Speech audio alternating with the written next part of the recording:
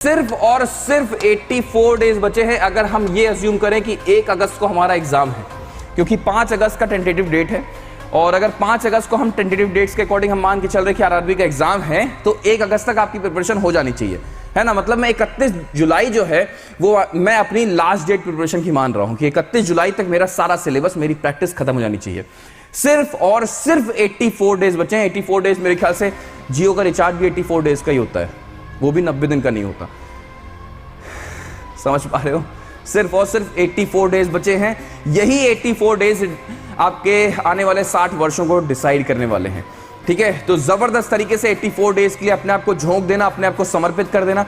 एक भी दिन अगर आपके थॉट में आया ना कि यार आराम कर लेते हैं, या फिर आज देर से उठते हैं, या फिर चलो यार कहीं घूमने चले जाते हैं, कुछ प्लान कर लेते हैं, पिकनिक प्लान कर लेते हैं, दोस्तों के साथ पार्टी प्लान कर लेते हैं, तो कहीं ना कहीं आप हैवी लॉस सफर कर सकते हो अपने करियर का। मैं फिर से बता दूं, सिर्फ 84 डेज बचे हैं। सेकंड थॉट मत लेना, कुछ भी और सोचने की जरूरत नहीं है। कमरा बंद करके पढ़ाई करना शुरू कर दो, जितनी हो सके उतनी प्रैक्टिस करो। मैंने हमेशा एक बात बोल रखी कि पूजा हमेशा शक्ति की होती है, पूजा हमेशा शक्ति की होती है। जितना आप बलवान होते जाओगे, लोग आपके सामने झुकते जाएंगे। और आपके लिए शक्ति का मतलब क्या है? आपके लिए शक्ति का मतलब है कि आप अपने पढ़ाई में, अपने सिलेबस में, अपने सब्जेक्ट में कितने स्ट्रांग होते जा रहे हो।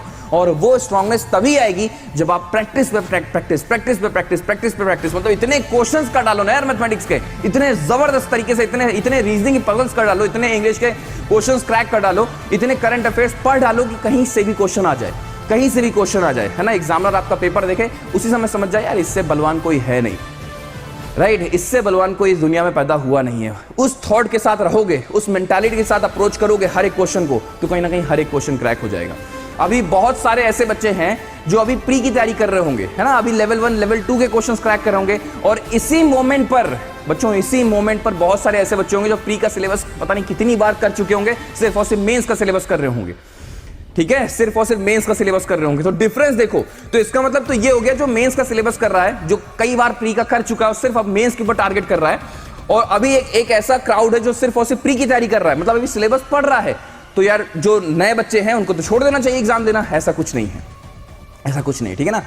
24 आवर्स हर एक व्यक्ति के पास होते हैं, है ना, जो सफल हो रहा है वो भी, जो असफल हो रहा है वो भी। तो बस इंपॉर्टेंट क्या है कि आप इन 24 घंटों को, आप इन 84 डेज को किस अप्रोच के साथ बताते हो, किस माइंडसेट के साथ बताते हो, किस कह सकते हो, किस एटीट्यूड के साथ इस 84 डेज को आप ले रहे हो, है ना। आपका जो स्ट्रेटजी है, आपका जो प्रिपरेशन अप्रोच है, वो क्या होने वाला है, that will decide your upcoming journey.